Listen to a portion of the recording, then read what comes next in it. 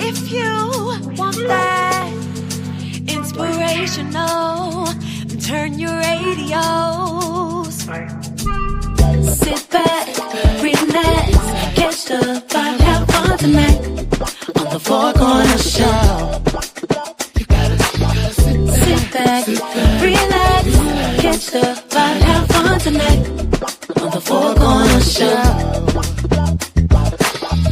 If you want that grown and inspirational, then turn your radio to the Four Corner Show. Hot and spicy topics, come enjoy the show. So let's get personal on the Four Corner Show. Sit back, relax, catch the vibe, have fun tonight on the Four Corner Show. You gotta sit back, relax, catch the vibe, have fun tonight on the Four Corner Show.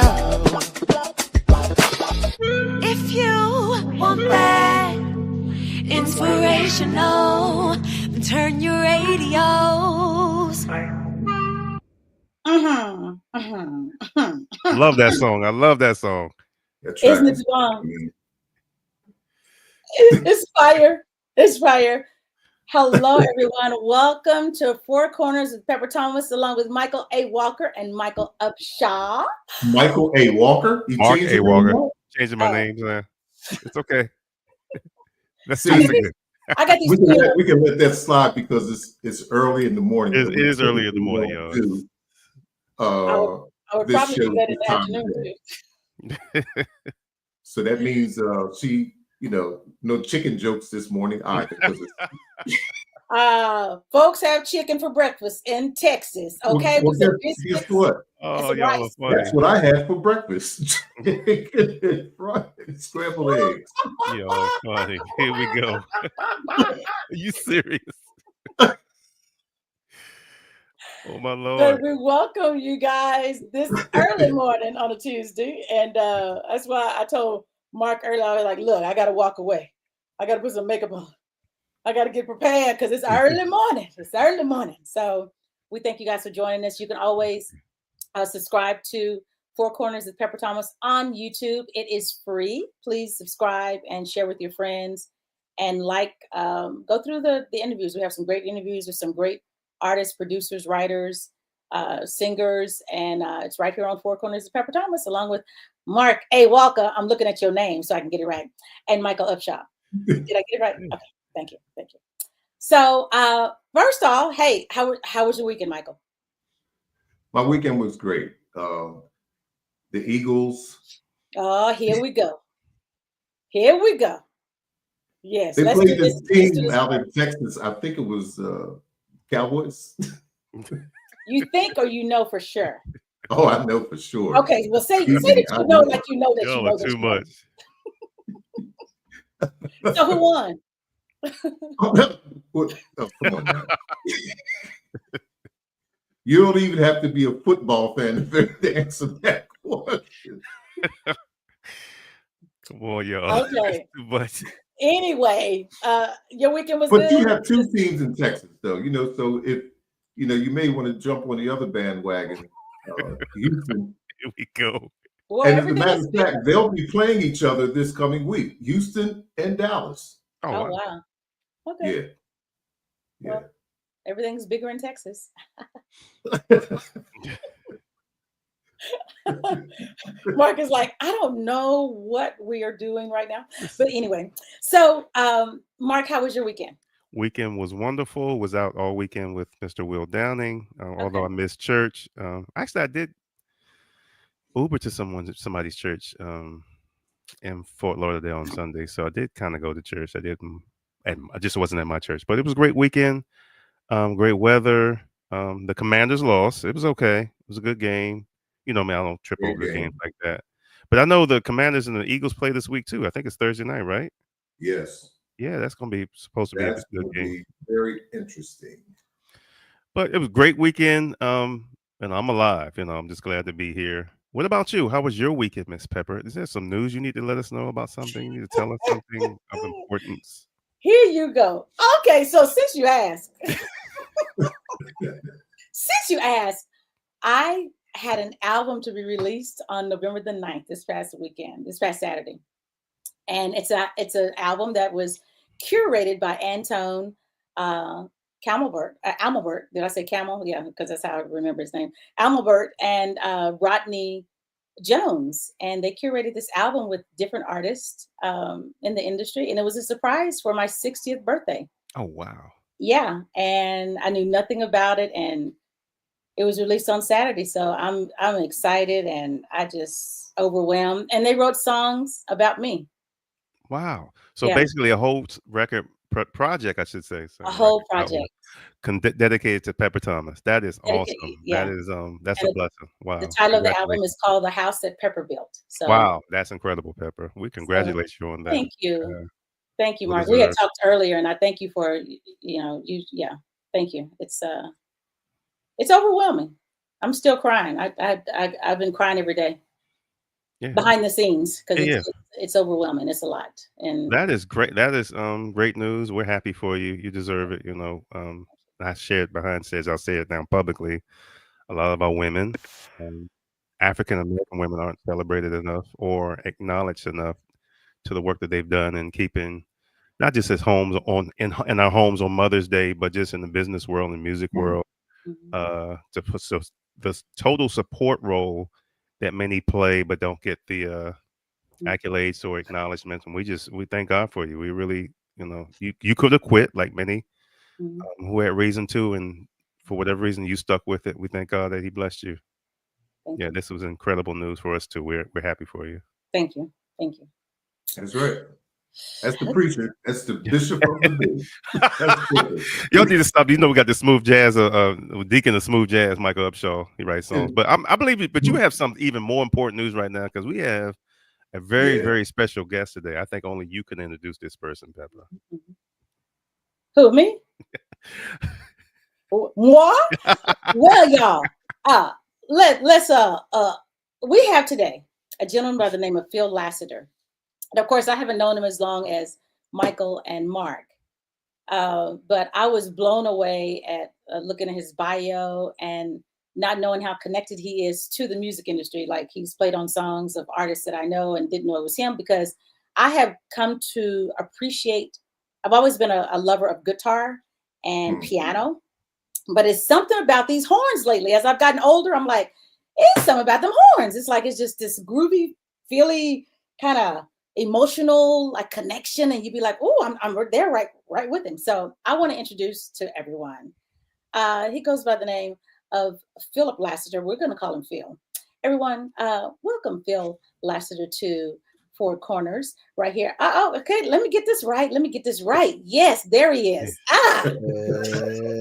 Everyone, welcome Phil Lassiter to Four Corners with Pepper Thomas and Michael and Mark. And there's the hand clap. They're coming. They're coming. That is way more people clapping than. No, they're behind the scenes, Phil. Don't you see them? Oh, okay. Yeah. The screen's not big enough. Yeah, the screen's not big enough. They're over Yeah. I got you. So yes, we welcome you today. Thank you for taking the time to sit with us early this morning. And we want to know more about you. So we're going to hand it over to Mark so they can find out what is Phil Lassiter up to. Okay, before we get deep into your resume, Phil, can you just give us a little bit about your musical journey from childhood to maybe partially to now? There's no wrong way of saying it. We just want to know who you let the listening audience who may not know who you are, but they know your work, because once we start talking about the records and the artists you work with, people are going to eventually, oh, that's that guy. But tell us a little bit about Philip Lassiter growing up and getting into, even if you don't even talk about the music part, what got you into music and the instrument, and tell us a little about your journey. Thank you. Well, first of all, let me just say thank you guys for having me. It's a pleasure to be here, and I've been knowing you, Mark, for quite some time now. We've been working together for a long time, and yeah, it's a pleasure to be here with all of you. So let's get that out of the way first of all. But to answer your question, I started really young. My dad was a preacher and a Pentecostal preacher in Alabama, and so we had really lively music in our church. And my dad, he loved blues music, anything that was blues based, and he loved gospel music. And the music in our church was a little, I don't know if you've ever been to it, it was an Assemblies of God church. It was not quite as maybe rhythmic as I would imagine you guys would have been raised in, but it was lively nonetheless. And my dad, he would bring in these African American groups from time to time, and I remember having these experiences. It was a group, Teddy Huffam in the Gyms, that was like kind of teetering on Southern gospel and Black gospel. And they were from Virginia, and they would come through. And I remember the first time I heard them, I just lit up, And so I always had a connection to soul music. And when I was 5, my mom, she caught me kind of tinkering around on the piano, picking out Amazing Grace. And then so from there, she knew I had an ear, and she was raised a little bit around music, a little bit. She played when she was younger, a little, was never serious about it. But some people in her family were. And kind of a fun fact is her sister, my mom's sister, is the mother of Martha Munizzi. So Martha and Mary and I are first cousins. Oh, wow. Yeah. So you could say it's like a little bit in the family, but in my immediate family, neither one of my parents were musicians per se. But I started playing trumpet in the band. Band was big, and I was trying to find the instrument that I would play, and I went through like a whole process of trying to figure out what instrument I was going to gravitate towards. And eventually I landed on the trumpet, because I started with baritone, but it was so big, and I was a little kid, so it was so big I couldn't carry it home without a struggle. So I found a buddy of mine at church. He played trumpet, and I was like, well, this is like a baritone, but I can carry it. So that's how I started playing trumpet. And it just went on from there. We left Alabama when I was 11. We moved to Peoria, Illinois. My dad took a church there. I think my parents were just ready for a change, because he had built that first Assembly of God in Mobile. He built that himself, and in the 70s. And he was there for almost 15 years. And I think he was ready for a change. And so they took us to Peoria, and it was like culture shock, man. It was like from at 11 years old, going from elementary school into junior high, going from private school to public school, going from the South to the North. I dropped my Southern accent like that. We were in a really strong church there, and there were some lovely musicians in our church, one of which was a lady, Mary Sherwood, and she played like real mean stride piano and organ, and she kind of took me under her wing, and she would come to me and say, "Come on, Philip, bring your horn, bring your trumpet."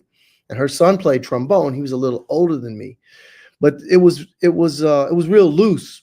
There wasn't any sheet music, and I was just learning to play at school.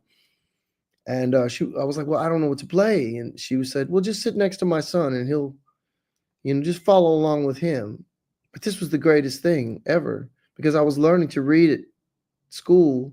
But I tell people all the time, well, I learned to read music at school, but I learned to play at church, because, we were doing songs like He Set Me Free and I'll Fly Away and When We All Get to Heaven, and these songs. And it worked with this kind of Dixieland, trumpet, and he played trombone, like tailgate trombone. And at the same time, I was really starting to listen to early jazz. And a friend of my dad from Alabama had sent me, he recorded some of his LPs onto cassette and sent it to me. and I wore it out, man. I wore it out to where the tape warped, and he had to do it again. Like a year later, he sent me another copy, and I was listening to like Count Basie and Benny Goodman and all of this traditional jazz groups, and it kind of coincided, kind of fit with the Southern gospel, black gospel music that we were doing, and so that was my ear training. I was having to figure out what to play without anything in front of me, which I'm so grateful for, because I went to school and the other kids in the band, they didn't have an ear. They didn't have that connection to their instrument. I could pick up my horn and I could feel what the right note was, you know? And so that was a real, advantage for sure. But my sister, she was always really feeding me albums. She was always going to the Christian bookstore and listening to she loved black gospel music. And my parents, they weren't really, music heads. But aside from the few groups that they would listen to, but my sister would go and dig deep. And I remember she brought home all kinds of stuff, from some of the CCM stuff that we grew up on, which was like great production, great songwriting, But then she hit me to I remember, I'll never forget when she brought home the CD to Saints in Praise, the West Angeles Kojic. And man, that just lit a fire under me. And then, but I was pretty sheltered in my listening growing up. There was a lot of stuff that I had to check out in my 20s and 30s, even. Like I'm talking about Earth, Wind and Fire, and Stevie Wonder. I didn't grow up listening to that, I was listening to Carmen and Michael W. Smith and Amy Grant and a little bit of black gospel. So that's basically my background, but music was always a priority. I played sports a little bit growing up. I was really into baseball. And then I got to a certain age and I had to make a choice. You don't really have time to be in the band and to do all the games with the baseball team. And my parents, they asked me they said, you're going to have to make a choice because on Saturday you've got a concert and you've got a ball game and they're at the same time. Which one do you want to do? And there was no choice for me. I was like, oh, it's the music. So and that was it. They took me out of baseball and I just didn't really do sports much after that. It was all music. Then I wanted to go study music after high school. But I didn't realize that I probably could have gone anywhere to music school. But I didn't really realize that. So I chose to go to a Bible college in Florida that my parents had met at that was affiliated with our church, with our denomination. And I went down there and it was an interesting experience because luckily I did have a great trumpet teacher there, but we had all these ensembles and one of which was a worship choir. And I became over time, I became the musical director of that.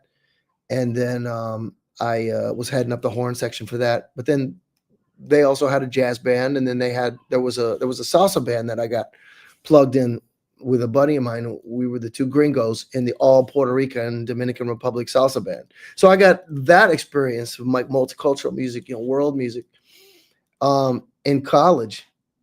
And so, that was a very different experience than I would have gotten at a conservatory, which on some level would have technically taken me further, I'm sure, if I had been at a Berkeley or a North Texas or a Juilliard or anywhere of that caliber.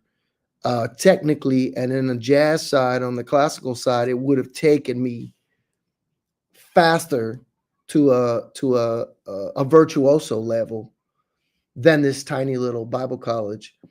But looking back, I don't know that I would have received those things that would inevitably put me on the path to being an arranger in, in the 20th century. You know what I mean? Like it's from gospel to pop and funk and everything.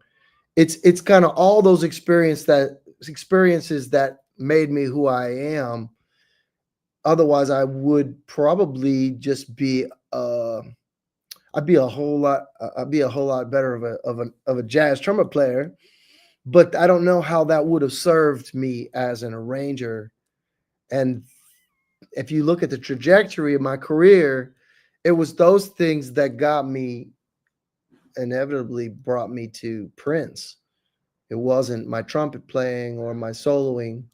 It was the arranging and the records that I had done that had moved my name. You know what I'm saying? And so, and then, yeah, we could talk about it for days, but I mean, because of artists like Kirk Franklin and all of the people, Richard Smallwood, Donald Lawrence, John P. Key, Fred Hammond, all of those people that gave me opportunity, my name spread. And eventually, after almost a decade of playing on records, the word got to Prince. And, Andrew Goucher, who we all know is the gospel bass player, he knew about me. We weren't close or anything. We had met maybe one time. We were Facebook friends, but it wasn't a buddy thing. Oh, let me pull in my boy. Prince asked him, a horn guy, I'm looking for somebody who writes. And he was like, I know just the guy. And that was based on, the work that I had done and nothing else. And so that led me to that. And then my career changed. My life changed after that. And the biggest way it changed was a year after being with Prince. We went to an island called Curaçao. I had never heard of it. I couldn't even pronounce it. Mm-hmm. And down there, and that's how I met my wife. And now we've been together for 11 years, and she was with me in the States for 7. And during the pandemic, we decided to get the hell out of Dodge and come over to. She's Dutch Caribbean, so she has a dual citizenship, Curaçao and the Netherlands, where she was raised. Family over here, so we chose to come here and kind of get out of the mayhem that was 2020, in the summer of 2020, and we came over here. So I say all this to say all of this you can see the trajectory. One thing has led to the next, and because of all of that, and then my career, being founded in Black gospel music, and then taking me to Prince, which then led to meeting my wife, which now has me in the Netherlands. And now I'm still doing the freelance, of course, arranging, and I'm doing a variety of things and producing and writing. But what I've always had in my heart was to be an artist, even though singing was really the last piece of the puzzle and still is. Mm-hmm.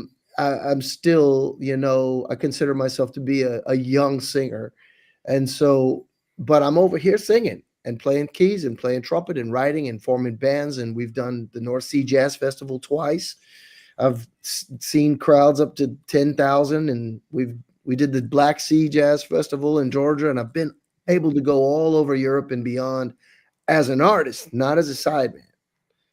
And so it's been, if nothing else, it's just been a really good time, a really rich experience for me already. And the party's just getting started, because while I was living in LA for 5 years and I was fighting tooth and nail to get somebody, even after my career, even after my discography, I was fighting tooth and nail to get somebody to give me a job, talking to all these big producers and trying to get in. And I was starting to get in. I was starting to work at Capitol Records a little bit. And then the pandemic hit and everything shut down.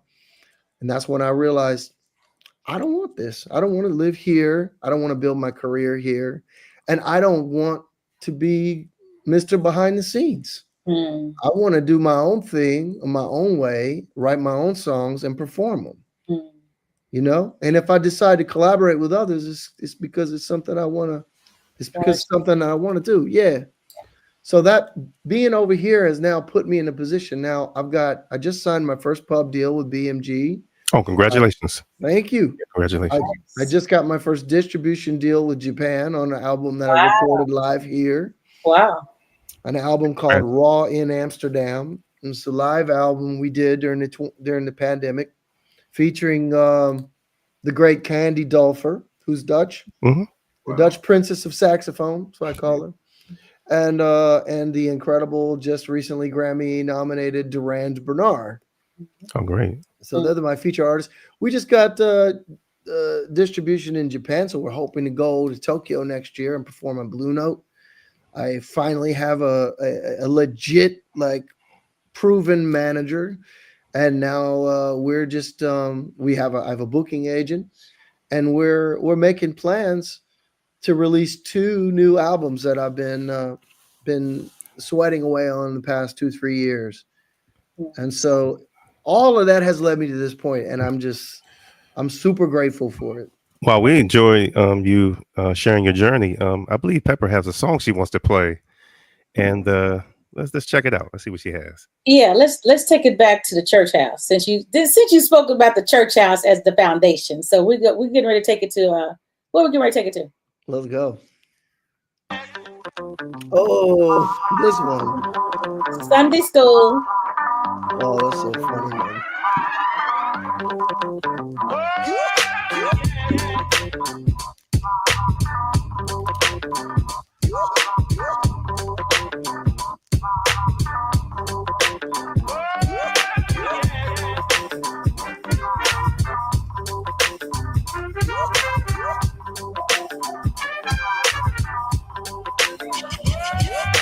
Mama made me go to Sunday school. Mama made me go to Sunday school. She never let me grow to be a fool. 'Cause mama made me go to Sunday school. Yeah.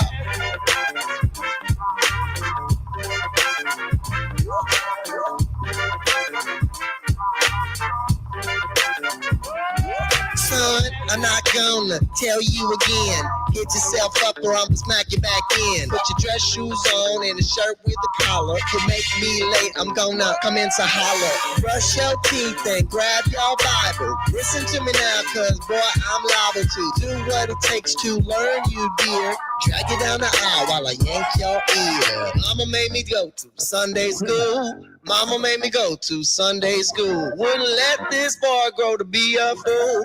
Mama made me go to Sunday school. Mama made me go to Sunday school.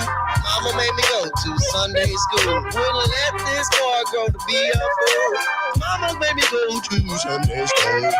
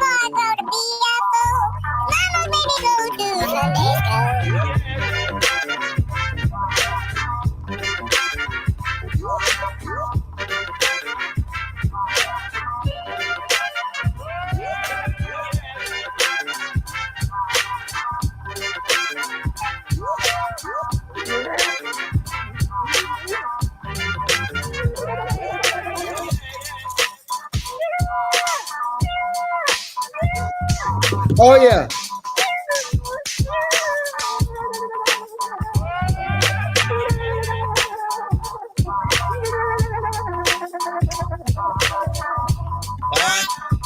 I'm gonna get you, and when I get you, you won't know you've been got. Yep.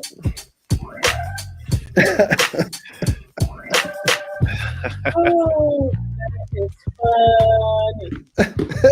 We all remember that. Did not willingly go to Sunday school. They made us go to Sunday school. We were too young to know better. Like, you know, I gotta go. I gotta go. Right. The whole song is basically me impersonating my mom. With the switch.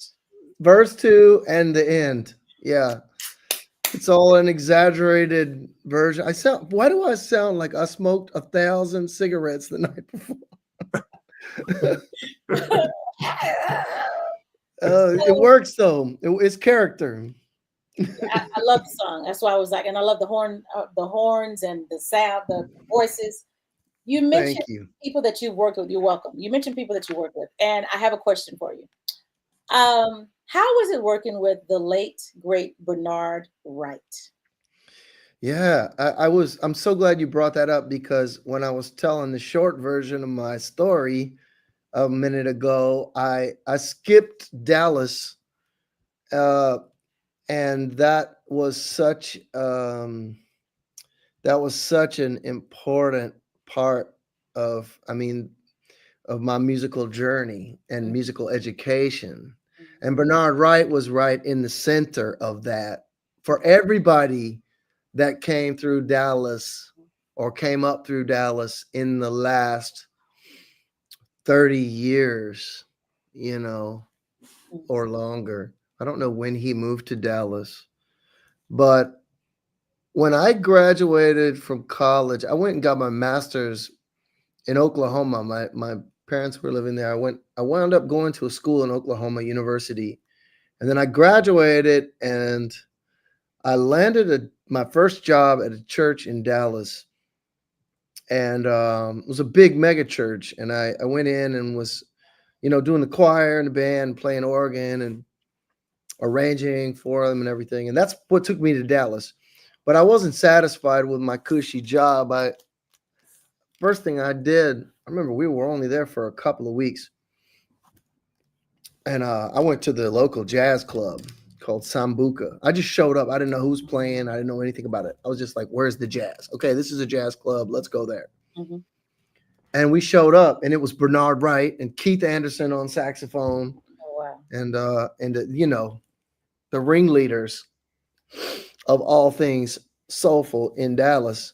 Mm-hmm. And that's where I met Keith Anderson, who I would later put in the Prince section. So I started hiring Keith to come play at my church. Then he started inviting me out after church to come to his gigs. Mm-hmm. And that's when I finally met Bernard and met Bobby Sparks. Mm-hmm.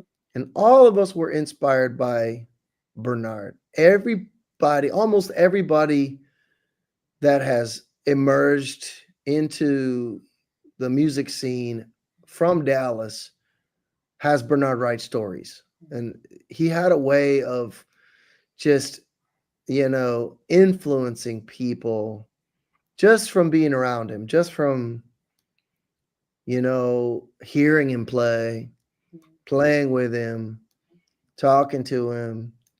It was unearthly. He was like an alien from outer space, honestly. Mm-hmm. He could really channel Miles, and because he spent a lot of time with Miles, and he would say the most profound things to me, like, Phil, you're never really friends with anybody until you have to forgive each other. Mm. Wow. And he would say these really, like, all kinds of stuff like that, and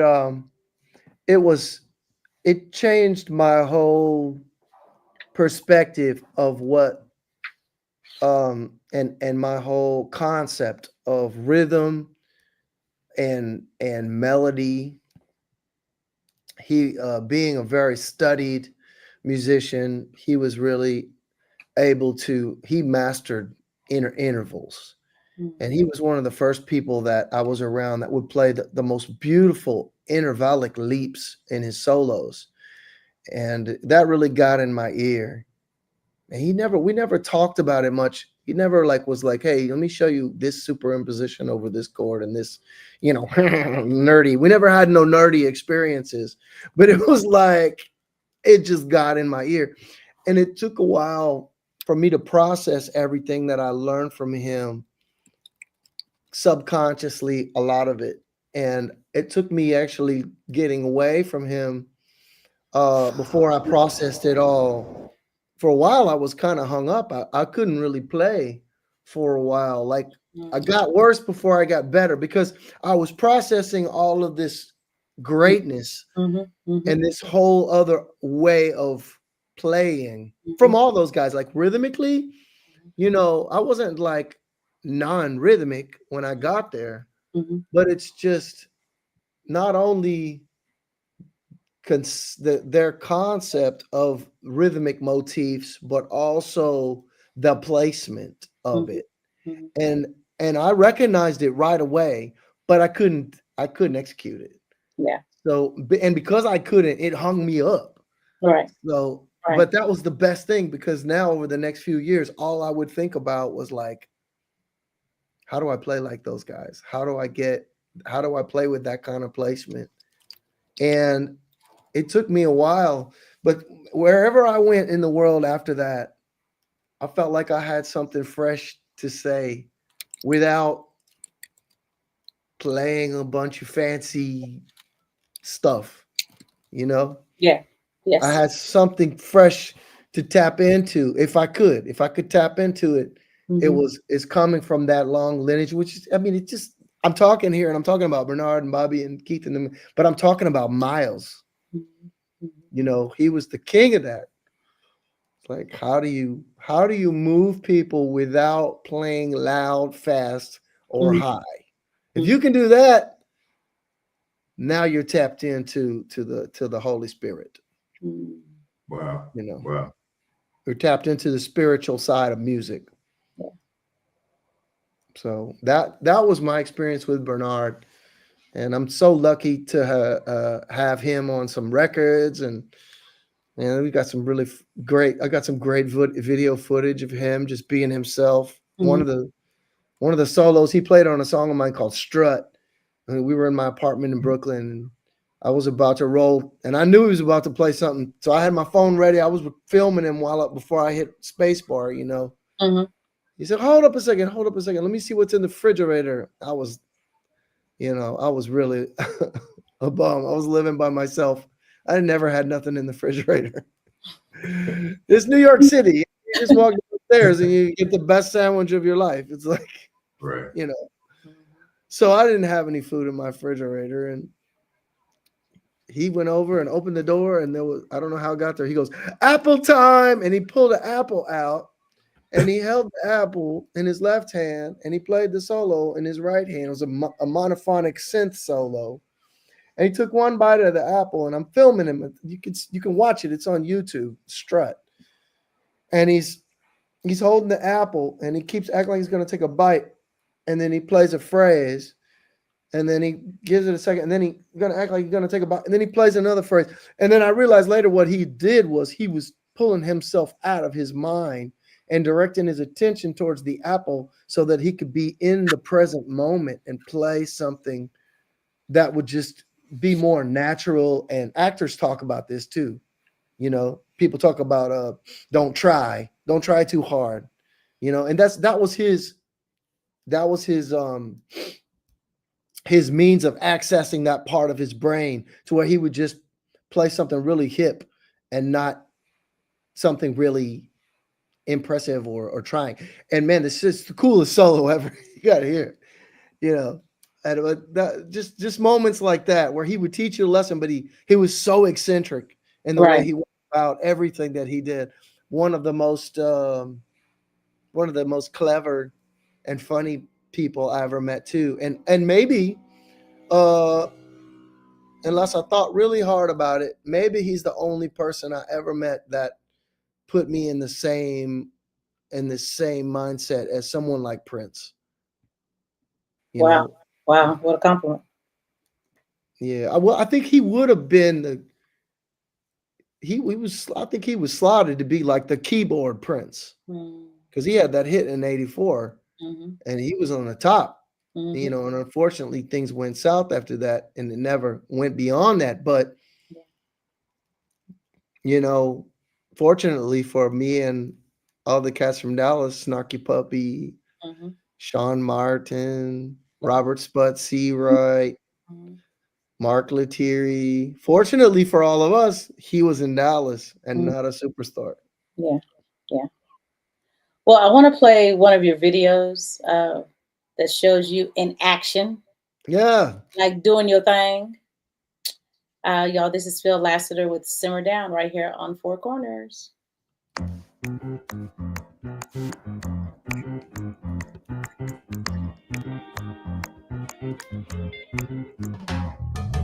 So here another story goes. It's time I finally let you know about how I came into my flow. Spite of all of the haters. Down south, the where the crowny people roll. So deeper in my roots, that's where I grew. So what you gonna do? Yeah, what you gonna do? They tell me, simmer down, simmer down now. Simmer down, simmer down now. Simmer down. I could go another round. You gotta simmer down. Child on the prowl. Ain't no way I'm gonna simmer down. Put me up above fire. Got me burning up. I'ma stay. I'ma play all this music my way. Try to cool me off.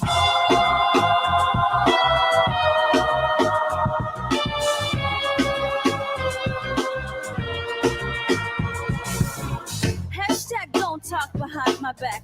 Watch out and see how I react. Won't get me hot, cause proper.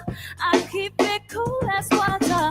Flashback to when I was in. Independent on my own again. Won't get me hot, cause proper. Don't make me call your mama. All this sweetness, don't mistake it for weakness. When it comes to me, you better believe.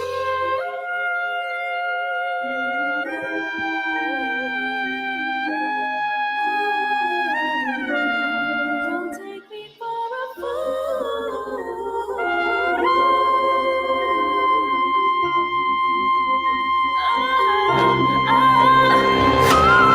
Simmer down, simmer down now. Simmer down, simmer down now. Simmer down. I could go another round. You gotta simmer down.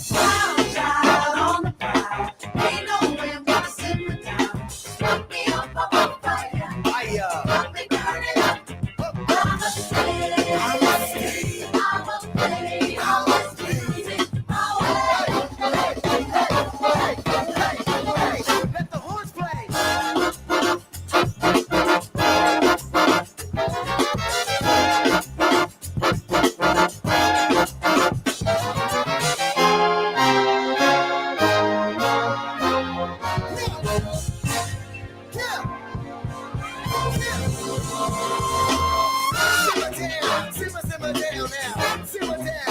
Simmer down now. Simmer down now. Simmer down. I can go another round. You better simmer down. Simmer down. Simmer down now. Simmer down now. Simmer down. I can go another round. You better simmer down.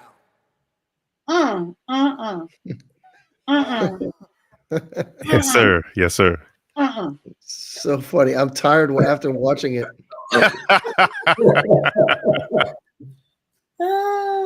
That was a smooth move, Phil, to get the microphone. You know, every little bit of shtick helps, man. Hey, You know? I hear you. It was such a cool thing. Like, you know, I just got this idea that I wanted to go in the studio with 23 people and record something live and shoot it with one camera. You notice there's no cutaways. Right. So the camera guy showed up to rehearsal and we set up in rehearsal in another space in the same way. And then and that was also my first time directing a music video. And I planned the whole thing out. And then he learned every shot as I wanted it. And then we went in the studio the next day and did that. And it was a rough day because the engineer that we got had no reason being in that studio. It's a long story, but he was the wrong engineer. And we were basically, long story short, we were waiting on this engineer to get himself together the whole day, all 23 of us. Like hours and hours and hours and hours of waiting, wondering, like, is this even going to happen? And we did like 3 takes, and that was the 3rd take. And I was adamant about it being like, they're not being overdubs. The only thing we overdubbed was the background vocals because we stacked them. And there was, and they were doing a whole bunch of choreography. But my lead is even live. So it was, I was out of shape, and I got me a trainer now. So I wish I could redo it. But I was like, man, if I'm going to do this, I need to get myself together, because I was like huffing and puffing, Wow. But it wound up being. Go ahead. No, I said you had mentioned earlier about Miles Davis, and which is, wow, that guy. And I know growing up I listened to a lot of Miles, Lee Morgan, Chet Baker, and Dizzy, Clifford Brown. And there's a song that I'm not sure, maybe I'm sure you're familiar with it. It's a song called Peace with Blue Mitchell. And it's he's on a song with Horace Silver. And I was wondering, like, who were some of your favorite trumpet players? And you named half of them. Okay. I started, like, as a lot of white kids in the church. There was this guy named Phil Driscoll, who everybody praised. He was in Blood, Sweat, and Tears for a while in the 70s, and then he became he got into church, and he had a big career, and he was like my first influence. But then I quickly started getting into the jazz players, but I started in the beginning, and I'm really grateful for that, because I feel like a lot of trumpet players, young trumpet players, they skip the beginning of the history. And I think it's important to get that foundation. I started with Louis Armstrong, and I was really into Satchmo. And then I started listening to the more virtuoso. He was a virtuoso player, but I mean the more virtuoso players, the players that came after him and took it to the next level. And I kind of did a big jump, and I went to Dizzy. And then I didn't understand Miles, and maybe possibly because I wasn't hearing the right recordings. I mean, some of these artists, some of these players, there's so many different, it's like the Beatles, it's like somebody saying they don't like the Beatles, but they only heard one song or one period of their career, And that was kind of what it was for me with Freddie Hubbard and with Miles. So I was walking around saying, I don't like Freddie Hubbard, I don't like Miles, and people were like looking at me like they wanted to knock me out. And yeah, rightfully so. But then I had these moments in college where, like, I remember one friend was like, listen to this, and he put on Kind of Blue. And then all of a sudden I was the biggest Miles fan ever. Yes. And then after, it's like a diet, you don't come out the womb wanting to have, lobster bisque soup. You know what I mean? Like, right. It's how do you say, your taste is, your taste buds acclimate. So it was that way for me with Miles, and then with Freddie too. Freddie Hubbard. Yeah. If I had to decide, if I had to pick one, it might be Freddie Hubbard. Really? Yeah. Wow. Yeah. That's the time with Blakey. Yeah. And all, it's just so much greatness there, the sound and everything. But there are so many. I mean, for trumpet players like around my age, it would be without a doubt Roy Hargrove. Oh, wow. Yes, absolutely. He's number one, and he's the only, I would be so bold to say, the only trumpet player in this time that took the music anywhere that it had never gone before. And I'm speaking specifically about his relationship with D'Angelo, and then what he did with RH Factor. Though he was the first great trumpet player really to, cultivate that hip hop jazz sound on it, and as a trumpet player, and then to develop it, and with his trumpet stacks, which is where I got it from. I heard the Voodoo album, I was like, oh, Yeah. Okay, I listened to it one time and was like, oh, okay. And I had a little Pro Tools rig, and I started doing it. You know, so yeah. I mean, I also love trumpet players like Terrence Blanchard, Yeah. and of course, I mean, of course, Wynton Marsalis is like, he's the Michael Jordan of the trumpet. You know, love him or hate him, um, he is just technically, and even in some ways just virtuosically, musically taken it to such a high level, and Right.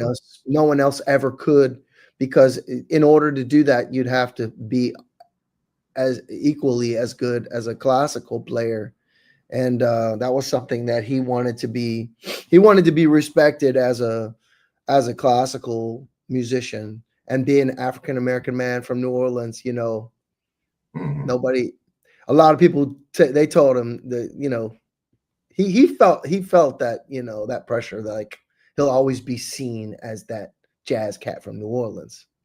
Yeah. In that, you know, Yeah. but he proved them wrong. He proved them wrong, because he's absolutely, without a doubt, one of the greatest classical trumpet players of all time. But you know, I had the opportunity back in I think it was the late 80s, early 90s. And there's another trumpet player that you don't really hear a lot about. And his name is Buddy Bolden. And I was in a play, gentleman that actually put the play together. And it was amazing to hear his story, because he was like that guy.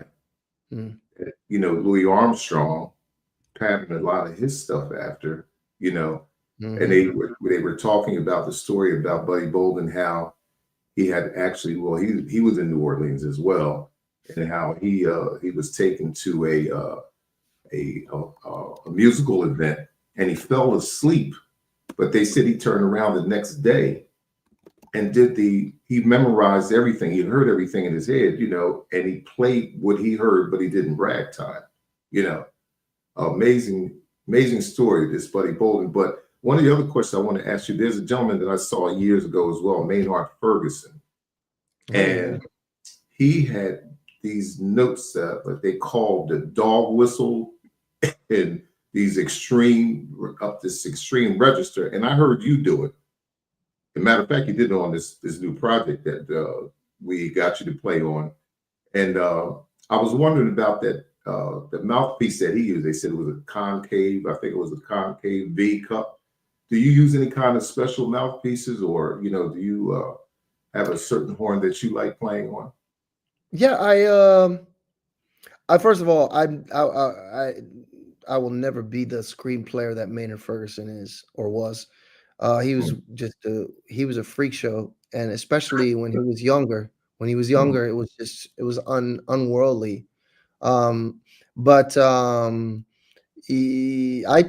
actually endorsed by a new company called Lotus, and which is head by a phenomenal trumpet player, one of my favorite trumpet players, who also is a buddy of mine, Adam Rappa. And Adam Rappa is someone I look up to so much. I pick his brain on, like, if I have a question about something, I call him and ask him, because he's a real guru. But he started this trumpet company. They have trumpets as well, and mouthpieces, and it's really incredible what they do. I mostly play a bigger mouthpiece because I like the feeling of it and I like the sound of it. But you got to work a lot harder on the bigger mouthpiece, like anything, you know. But then, you know, it's like golf. I'm not a golfer, so I hope I don't get this wrong. But, like, you know, you have the various clubs for different things, you know. You have the smaller clubs for a certain kind of drives, right? Well, the same thing with the trumpet. It's like, you know, it's like the size of the axe. You know, what are you trying to chop? And so I have a mouthpiece that I work out on a little bit, and that gives me a quick access to that zingy kind of bright sound. And it doesn't necessarily give me more high notes, but it just helps get those high notes to rip and to get that sound, and it helps a little as well. But I mostly play the bigger mouthpiece just because I rather work a little harder and achieve the sound that I want.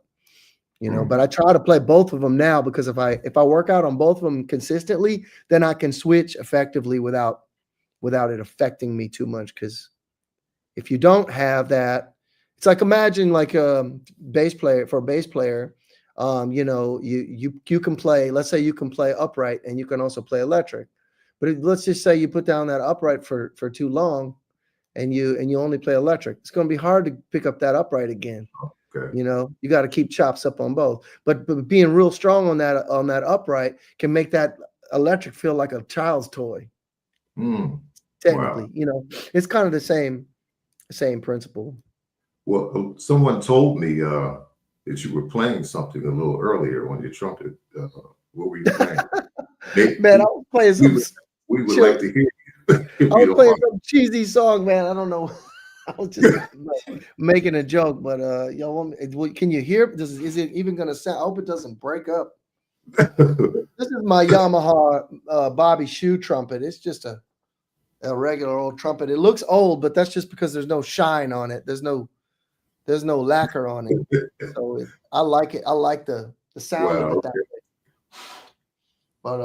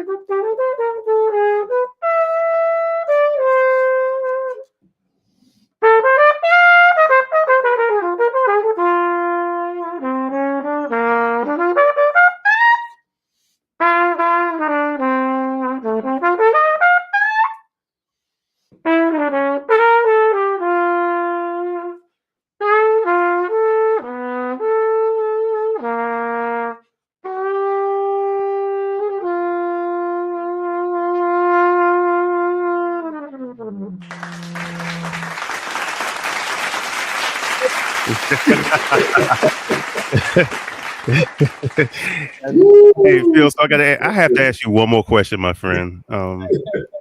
You've had an incredible career. Your career is still going strong. Are there any key moments in your career that kind of stick out?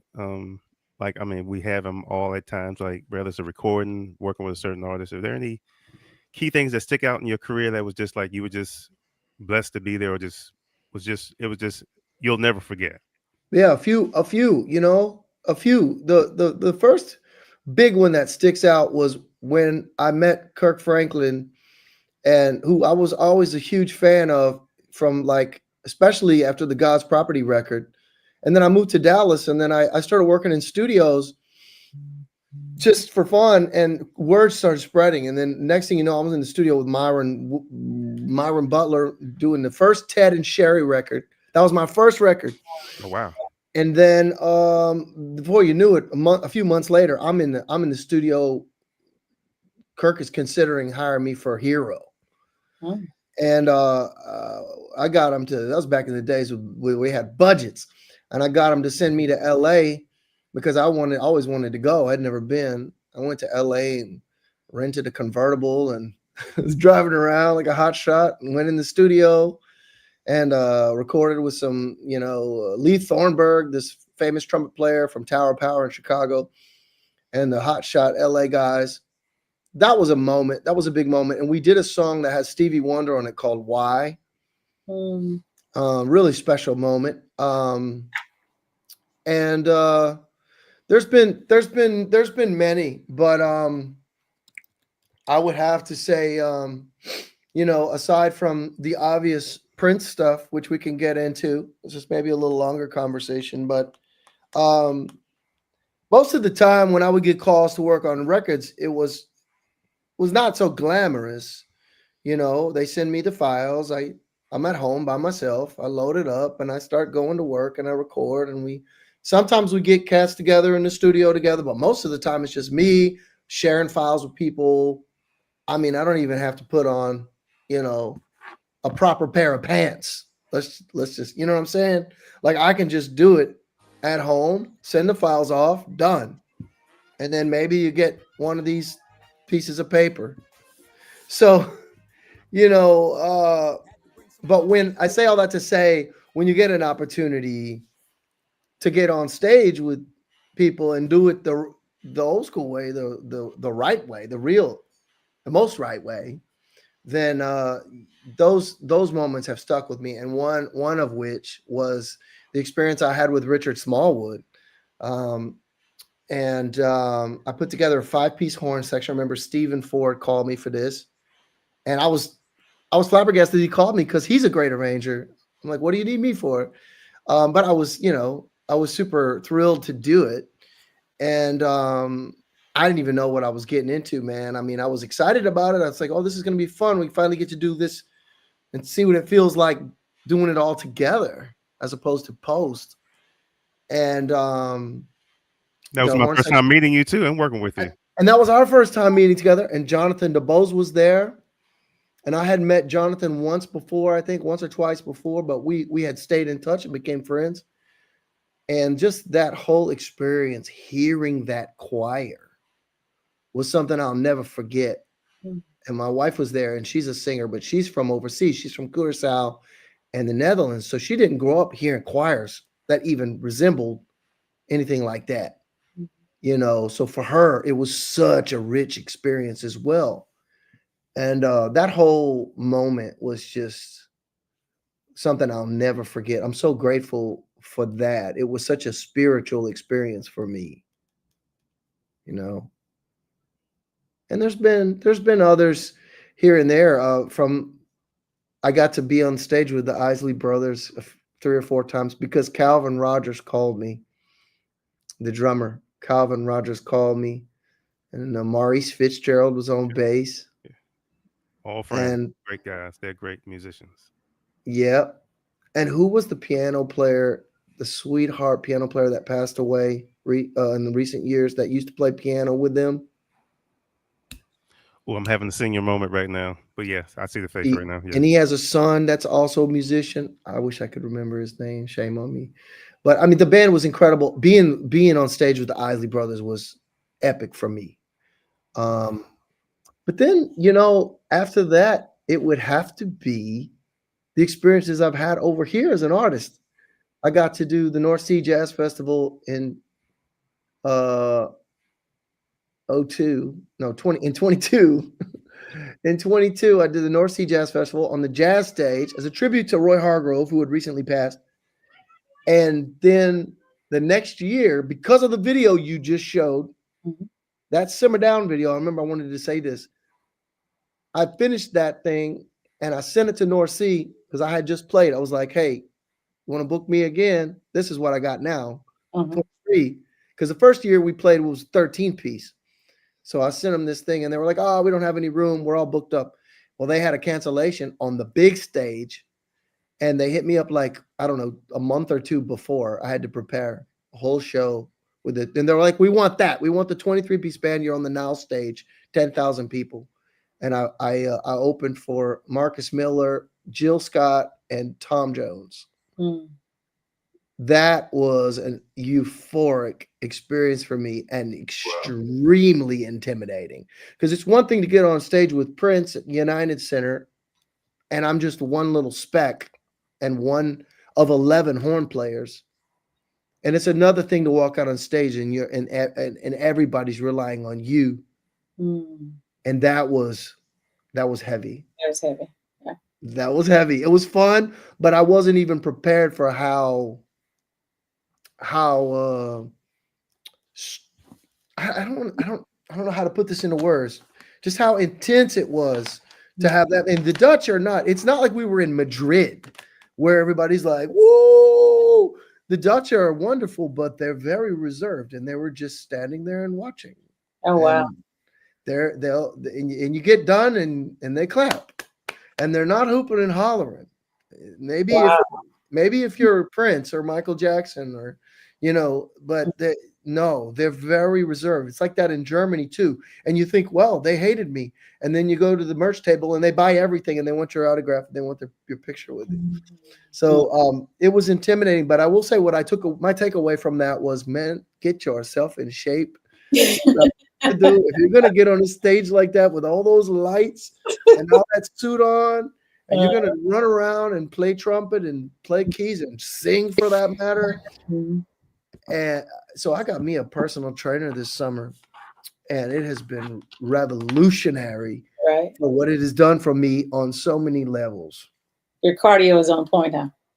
We're doing mostly heavy weight training. I'm not even doing cardio. I'm doing heavy weights because my trainer is telling me that the best way to burn fat is to build muscle. And it's working. It's all about the leg day, squats with weights, and it's hell. I hate it, but I love the results, and it's and of course that with really trying to be mindful about what I put in my body, and so it's but for me it's really more than the aesthetic part of it, which is just an added bonus. I just want to be able to do my best. I want to be able to travel and not be travel on a show day and not at my best on stage. That's my motivation. And I don't want to hold myself back in any way. Like I don't want to not get to where I'm trying to get because I didn't do everything that I could have done. And so I'm practicing and just trying to be more consistent in my life with everything that I'm trying to be good at, from production, songwriting, singing, piano playing, and trumpet playing. And let alone keeping up my two little boys, 6 and 3, and fathering. Ooh. And it's so that working out has just been such a game changer. I'm so glad that I've embraced that lifestyle now. I'll be 50 next year. I'm still, like the Tower Power song says, you're still a young man, baby. But I'm glad that I've finally jumped in on it, because I just feel such an incredible difference, and even mentally and emotionally I feel more stable from doing all that, and I'm grateful for it. Nice. Well, I want to play another song that is you're on this song. It's with the gentleman at the top corner, Mr. Mark A. Walker. Oh man, I know this is hot. And Chris Big Dog Davis. Oh yeah. So let's do some Duke Stroll, the remix right here. Oh yes. Corner.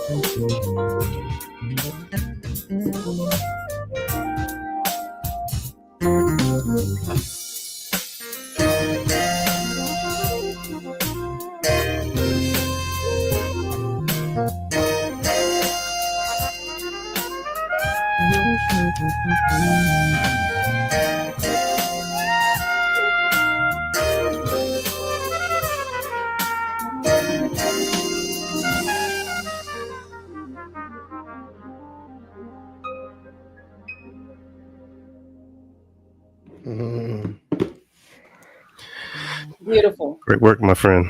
Well, thank you, man. Y'all laid the landscape for me. It's So I have a quick question. Okay, this is a technical question. This is an instrument question. It's gonna sound gross, but I'm just curious. I'm filthy with a PH. Okay, so the thing about the spit in the horn when you're constantly. Oh yeah. So does this? I'm sure the spit does make a difference. Does it really make a difference? Like you're always trying to make a difference. It makes you want to get it. You want to get it out of there. You want to get it. You want to keep the spit away. Okay, is it bad to have the spit? I mean, does it it's make the sound? Is the sound different with the spit, or basically like if there's too much spit, then it starts to gargle. And so you have these spit valves, and you're like, and you press this, and then the spit. I don't want to get spit on me, but it's your spit.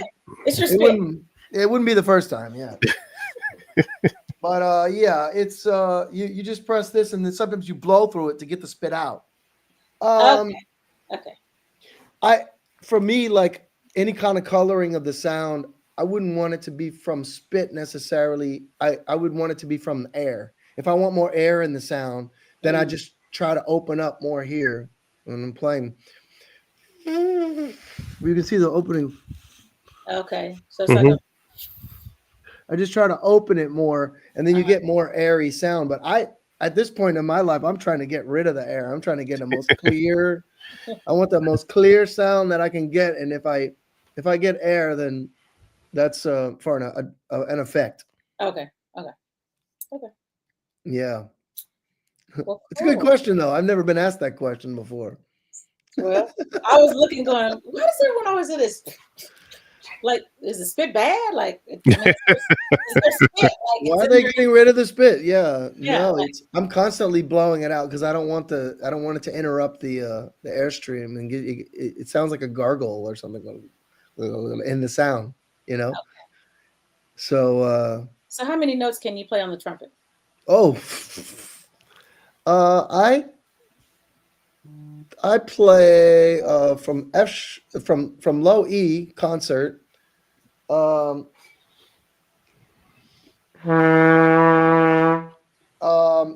Basically up and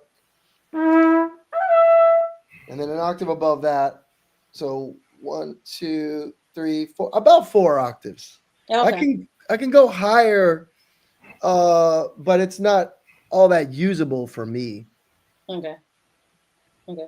Yeah, so 12 notes in scale, so 12 times 4 maybe. Yeah. Okay. Okay. Okay. So, Mark. Hey, I'm done with questions. I was waiting for Mike to ask another technical question because this is, Mike is probably the only one that really has really studied your whole career. Mike is that guy, so he probably knows projects you didn't forgot you didn't play. So I was giving it up to Mike today. So I know Mike has at least one more in him. No, well, you know what? You mentioned something about Filthy. So I wanted to find out, where did the music inspired by, like I see that you mentioned Slim Shady and James Brown, Aretha Franklin, and Andre 3000. How did you incorporate all those? Those are totally all different styles of music into Filthy. And how did Filthy come about? Yeah, when I was like 11 or so, 11 or 12, I mentioned we moved to Peoria, Illinois.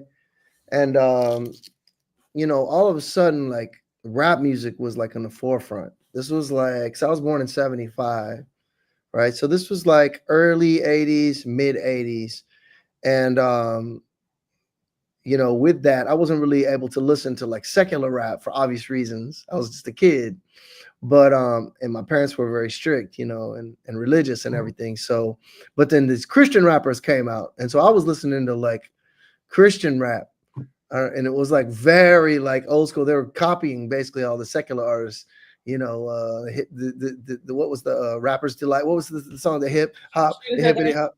Yeah. So there's a Christian rapper that came out and basically copied that, and he was rapping for Jesus, is what it was called.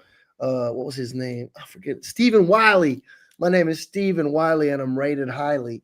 Yeah. And then there was like Mike Peace, and there was Soldiers for Christ, and I was like way into Christian rap. And so I started rapping. I was writing rhymes all the time. And then at some point, my dad got me an M1 Korg, and I was programming. Like I was making my own songs on there, and I would take it to like functions and like perform at church events and stuff. And like I was MC Phil. I know. That is funny. But I wasn't combining everything. I wasn't doing trumpet and I was just hit the button and then go out and rap, and I wasn't particularly very good or anything, but I wasn't particularly very bad either. But I was writing all these raps all the time, and some of them didn't even make sense. It was just like really, really funny. But I was going for it, and I kind of got all of the bad songs, most of the bad songs, like out of my system, as a kid, like writing just foolishness, which is great. It just gave me like writing experience, and just experimenting with rhyming, and and then I think when I was in Dallas, I was going through some transformative times in my life, and trying to figure out who I was and what I was about.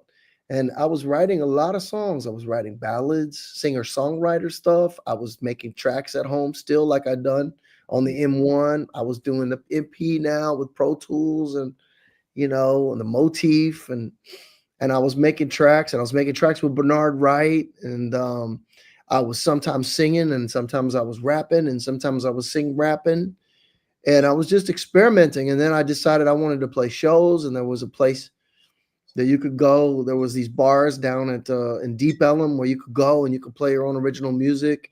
And I would show up with like these killer musicians in the Dallas scene, and we would make no money at all. They just show up with me, a lot of times after church. We would go after like Saturday night church or Wednesday night church, and I'd have these little gigs. I paid like the whole band like $200, and we'd all go make $50 or something, and show up and just funk out. And this was our experience, you know. And that was like my beginning as an artist, was just doing it just purely for the love of it. I didn't know where it was going. I didn't have a lot of discipline with it. And then I moved to Nashville. I left Dallas, went through some heavy personal things. I went through a divorce, and I moved to Dallas. I moved to Nashville, and I was on my own again. And all the time I was, you know, working on gospel records, paying the bills. But in Nashville, I started a band, and we started to play it like more. I got the opportunity to get on legit stages with legit sound systems, and it was just a bit more professional and serious. And I had started working on this record that would be my first artist record. I started in Dallas because I was really close with Bobby Sparks. I still am. And he had a studio at the time, and he just let me use it because that's the kind of guy he is. And he was like helping me, you know, make these records. I even made a gospel record there called the Dallas All-Stars that has Fred Hammond and Myron Butler and Marcus Cole and John P. Key. I have this gospel record that I'm eventually going to release when I find the right team to help me release it. And it's a monster gospel record that we made there. But then at the same time, I started to work on this like side, like quirky project that had like songs on it that I still perform to this day. I went to Nashville, and I didn't know if I was ever going to finish this record because I had no money at all, especially not for that, you know. And I went to my roommate was this cat named Jeff Coffin, this amazing saxophone player named Jeff Coffin, who played with Bela Fleck and the Flecktones. And then while I was living with him, I was living in his basement. And I was like, you know, sitting the house when he was on the road. He was always on the road. He gets the gig with Dave Matthews Band. And he's like, Phil, you want to come to the show in Memphis? I go to the show. Backstage, I meet Kirk Whalum. Kirk Whalum has a son-in-law. His daughter's husband is this cat that's getting his doctorate in audio engineering from Middle Tennessee State University, which is this amazing school for audio engineering. They have like state-of-the-art facilities. And he tells me, hey, if you're working on any projects and you need a space to record for free, come on over to the school and I'll record you. And I was like, really? So the first session we did there, Snarky Puppy was in town. They weren't even famous yet. They were in town. Spot was on drums. I said, hey, fellas, you want to y'all got the day off tomorrow. You want to come to this awesome studio and record some music? And they were like, yeah. And we recorded 2 songs that went on that record. And I wound up getting to finish the record. And that cat, Kirk Whalum's son-in-law, Tim Hall, he mixed the whole record for me as his doctorate project that he had to do to get his grade. And we spent months on it. And we finished that record. And that record has Tommy Sims on it. It has Future Man Wooten on it, playing drums. Of course, Jeff Coffin is on it. All kinds of folks are on it. And then I finished that record. I was in Nashville for 3 years. I got bored with Nashville and I wanted to live in New York. And so I left. I dropped the record and I went to New York. But I was able to finish it and release it, and it went out. And while I was in Nashville, you know, I was just sowing my oats when I was in Nashville. I wasn't taking things too seriously. I was just like playing on records during the day and like kind of piddling around with my album. And then I was just going out and having a good time. And I had this group of friends that I was hanging out with. And we were, and one of which was a good buddy of mine who's this really funny mandolin player from South Carolina. And one day he had it all worked out. I think he practiced in front of the mirror or whatever. And he gave me a speech. And in the speech, he was like, and that's why you're filthy. And that's your name. And that's your artist name. You're filthy with a PH. And he practiced the whole thing. It was like, you know, a stand-up bit or something. And I was just like, okay, I guess I'm filthy. And then, you know, I don't really go by it anymore. I grew up a little bit since then, but but I do have this thing that, you know, I mean, I think I'll always be a little filthy. Okay. Well, you know, before we go, and I'm sorry to cut you off, but before we leave, I know there's people watching. I need to ask you one question. Can you share? I'm sure everybody wants to know. Can you give us a good Prince story, something that you have experienced? Because I know there's a great picture behind you as well. And, but can you share like a Prince story with us? That's, you know. Yeah, absolutely. You know, it was crazy. Like, I was living in New York, and I got the call to audition for him, and I went through this whole process. And it took like months, and I was, you know, they kept saying, just whatever you do, don't ask for any money, don't ask anything about money, because he wants to know that you're in it for the music. And when he hires you, and he will, you're going to get the job. You're going to see more money than you've ever seen. And I was like, okay, cool. So we went through it, and it worked out. And I got the gig, and then I got paid, and it was more than I had ever seen. And you know, my life changed for a while. And we had some really incredible experiences with him. Because I was making good money, I was able to finish my next record, which was this record. And I went back to Nashville and completed it with this amazing engineer, producer named James Waddell, who does a lot of mixes for gospel music. James Waddell. And Tommy Sims was also working, who was a hero of mine. He was working at the studio a lot too at the time. We all started working together. Tommy got on this record too, but also we got the Kibble brothers on this, and we got Mike Stern played on it. And it was crazy. And a bunch of the guys from Snarky Puppy. And this record is called Dreams. And we were in New Orleans doing the Essence Fest. And I just got my CDs in. I was like, man, I got to give this to Prince. But I thought about it. I was like, man, you don't hand anything to Prince. He doesn't have any pockets.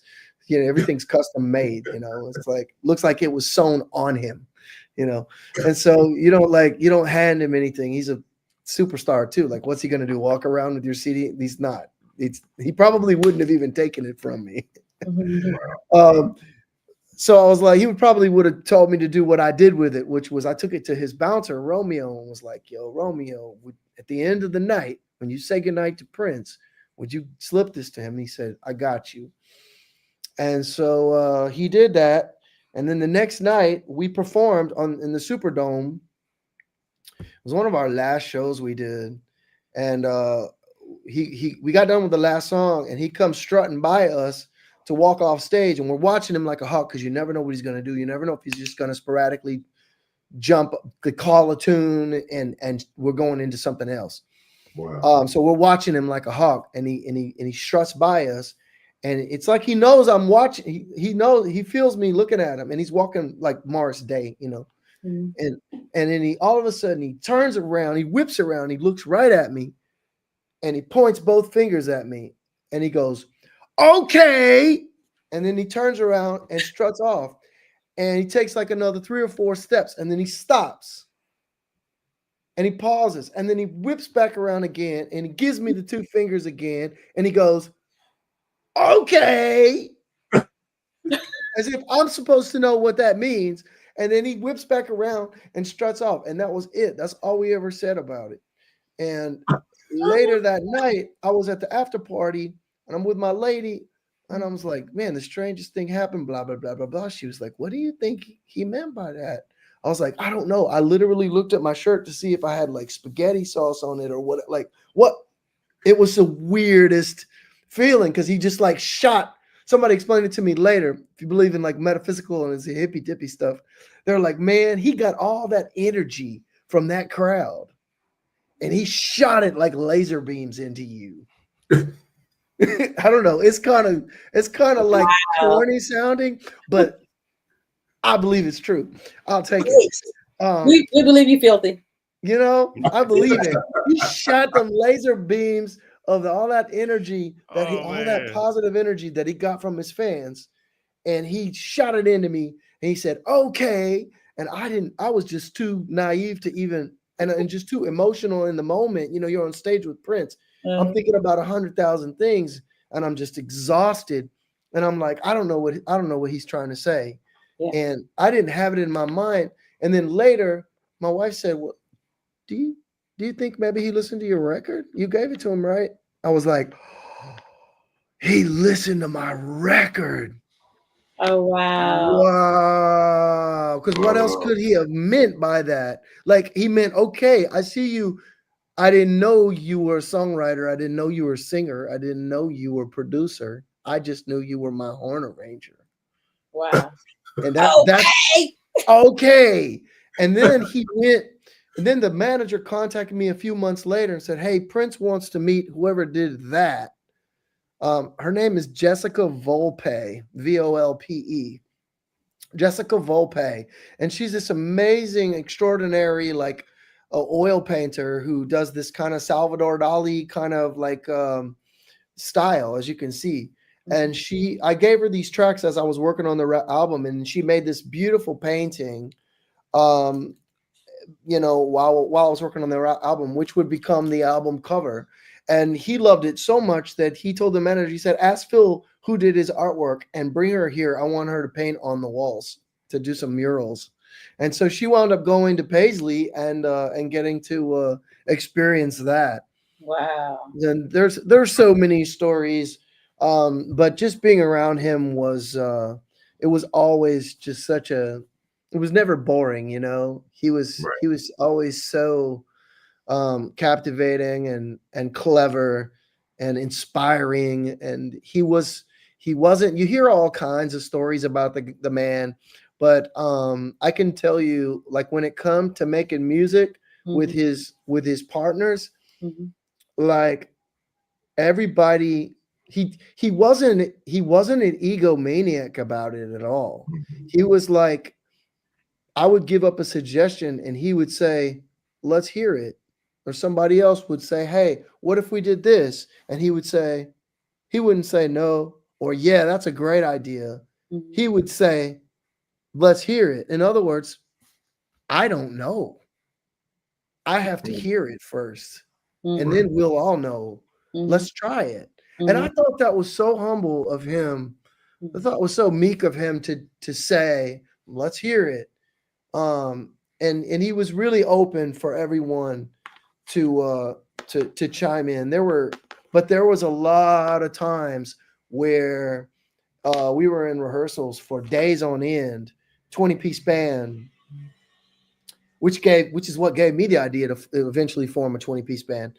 And it was just him and I dialoguing the whole time, like, because we were working on the horn arrangements and everybody had to sit and just listen while we tried things out. And he would put me on the spot and ask me to do things. And I didn't have a piano near me, and I didn't want to take the time to walk all the way over to the other side of the room and get on Cassie's keyboard. And, you know, he'd ask me to voice something out. And then I got 11 players and all these different transpositions. So there's a number of ways that I could have gotten this wrong and made a mistake. And it's just me. I'm like, I'm a little proud in this. I'm being brought in as a specialist to do what I do. And but I'm capable of getting confused just as anybody is. But you don't want to have that moment with the boss. You want to exceed his expectations. So, and you want to do it as fast as possible because, you know, you want to impress the boss. So I figured out a way to do it, and I would just like point at each player and go, "Okay, you, beep, you, beep, you, boop, you, boop, you, boop." And when I got to the Barry saxes and I couldn't play their note, I was like, "You play the fifth, you play the root. Okay, let's go. Here we go." And then he'd say, "Let's hear it." And then we go, bam! We hit this wow. Big, like, blast, if you will. And one time we did it and he liked it so much that he just fell on the ground and played like we knocked him out. Oh wow. And he just laid on the ground for like 30 seconds. And then finally he got up and was like, oh my God, it was just drama, you know. He was so funny. Wow. But that it was moments like that, you know, that I'll never forget. Yeah. Moments getting like a CD in the middle of the night under your door and it says, hey, Prince just recorded this guitar solo. He wants you to transcribe it for the whole horn section and add harmonies to it in places. And I was like, no one has ever asked me to do that before. And then you listen and it's like, it's a very fluid guitar solo. It's not like on the grid, you know. I'm like listening to it. I'm like, I don't even know how I'm going to notate that. Mm-hmm. So, and I'm even scratching my head like, why would he ask me to do this? And like questioning it, you know, like I forget who he is. Yeah. And then it's like, but he did that, you know. He pushed us all. He pushed us out of our comfort zone. Mm-hmm. And then I went ahead and did it. And then I got next day we get in the room with the horn section. I was like, all right, guys, we got our work cut out for us today. Here's what we're gonna do. I was like, but this is what we're gonna do. Don't play a note. Just look at your part, and I'm going to play his guitar solo, and we're going to listen to this guitar solo about 25 times. And please do not play a note, okay? You just don't. Just look at the music, and you can finger, you know, like push the buttons down. Yeah. You know, Don't and just study it, but get it. Start to sing along with it. Don't play, because if you all, I knew if they all start playing, it's going to be chaotic and it's going to be a mess. And so I knew the quickest way for us to get this down would be to listen to it a bunch of times and just study it. And then after we did that, then we started to play it together collectively. It came together. He recorded it, and I went up to him afterwards and I was like, "Oh, that was pretty wild." And he was like, "Yeah, it sounds good." I was like, "Yeah, that was challenging." And I was like, when you asked me to do it, I was just having trying to have a transparent moment with him. I was like, you know, you asked me to do that. I was kind of scratching my head, like, man, this is going to be difficult. And he goes, yes, but worth it. Wow. I was like, oh yeah, definitely worth it. Yeah, definitely, absolutely. Well, thank you, man. You know, for I thank you for sharing the stories of Prince, because not many people do. They're like, I'm not sharing anything about Prince or non-disclosure. I'm not doing it. But thank you for sharing. Well, I don't think he can sue me at this point. No. You know. Well, we thank you for coming on, because this was an honor to have you here, and I know that Mark and Michael enjoyed it also. Yes. Thank you for the connection, you guys. This is great. This is great. It's been a pleasure to be here. Thank you guys so much for all the great questions and just for listening and for the invitation first to boot. You know, I do have some new music coming out. I'm working on quite a bit.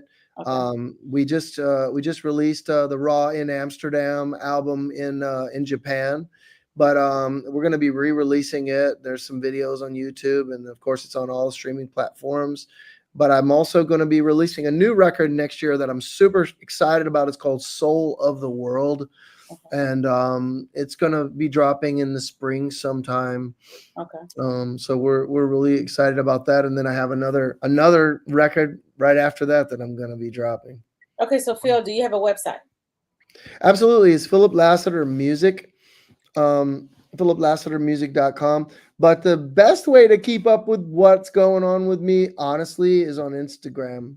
Okay, what's your Instagram? Instagram is Philip Lassiter Music. Okay. Philip Lassiter Music. That's one L, isn't it? Yes, one L in Philip, one ass in Lassiter. Best laugh of the day. That was okay. Say that again. Say it again. One L in Philip, one ass in Lassiter. Make him proud. That's right. I want to personally thank you too for the work that you've done, you know, with us as well. And I can't wait to release this song called "Get It Done." Matter of fact, Mark Walker is on it. Carl Cox is on it. Dexter Moore. I'm playing some keyboards on it as well. So looking forward to getting this out. And I'm telling you, that song is ridiculous. It sounds amazing. Thank you so much for the opportunity. Thank And you. I'm always down. So just let me know. Yeah. Oh no, I have some other things. You know, I'm going to send it to you anyway. So, Great. good. Great. Wonderful. Yes, and sir. thank you so much, Pepper. It's so lovely to Yes. meet you. Nice to meet you be on also. your show. Yes. Nice to meet you Thank also. you. That's right. You got two Texans here, right? Oh yeah, where are you from in Texas? Austin. Oh, my favorite. I love this Austin. place. Yeah. Yeah, man. I spent 8 years in Dallas. Oh yes, nice. Yeah, I'm sure. I spoke to not Snorky. Snarky. Bobby. Oh, I was like, good. I was saying Snorky. you were but- mixing Snarky Puppy and Bobby Sparks. Yeah, Bobby Sparks. I spoke to him a few months ago, and so yeah, and I met Sean like 3 months before he had his stroke. Met him personally. He was supposed to be on the show, so yeah, he's magnificent. Yeah, we miss him. We miss him dearly, and we Mhm. miss Bernard Mhm. and Daniel Jones and so Oh, many. yeah. It's been a lot. It's been a hard time for Dallas, man. Oh. We lost. Yes. It's like back to back to back to back to back to back. Yeah. It's been tough. Yeah. And, I made all those those Kirk Franklin records with Sean. Mhm. It was Sean that was really in his ear saying, Phil, because they had Kirk was, he was dead. He's loyal, and he was dead set on the cats that he had used in the past. Yeah. And Sean was pushing hard, and I'll never forget when I was sitting in the studio and I brought in a track and like on CD, and they put it in and we listened to it. And Kirk listened to it, and when it got done, he said, well, we found our new horn arranger. And Sean Martin went, yes. And that meant so much to me because, like, we knew each other, but we weren't like the best of friends. Yeah. And so it just, I didn't know he felt that connected with my stuff. And it made, and I just felt so much love from him in that moment. And then of course, after that, we got to know each other better, and we would see each other with Snarky, because I'm really close with Snarky Puppy guys. And then we would see each other on the road. He would play when I would open for Snarky Puppy, and he was always there, and we got to know each other better, and just a giant, Yeah. for all of us. So Well, thank you again. Emanuela, she says, or he says, great interview. I don't know if anyone knows him, but thank you for joining Four Corners. We are here usually twice a month, but this is the only show for this month. Holidays are coming up, so we will see you guys next month, and we'll get the information out to you to let you know who will be interviewing. And I guess I need to say, have a great week, and hey, go and support. Let's see, I'm not gonna call you that name, Philip Lassiter. Filth. I love you, call me. Support Phil. I think you need to start an IG tag, Phil, to see how many people. You can start a trend. They'd be like, "Hey, my name is Phil. Yeah, my name is Phil too." I don't know. But Thanks yeah, a lot, you guys. you're All right, welcome. thank you. Much love. You Much guys love. see y'all next month, and be safe on the holidays. And remember to support Four Corners with Pepper Thomas, along with Mark A. Walker and Michael Upshaw. We'll see y'all next month. Adios. Peace and Bye. blessings. If you want that inspirational, then turn your radios. Sit back, relax, catch the vibe, have fun tonight on the Four Corners Show. Sit back, relax, catch the vibe, have fun tonight on the Four Corners Show. If you want that grounding inspirational, then turn your radio to the Four Corners Show. Hot and spicy topics, come enjoy the show. So let's get personal on the Four Corners Show. Sit back, relax, catch the vibe, have fun tonight on the Four Corners Show. You gotta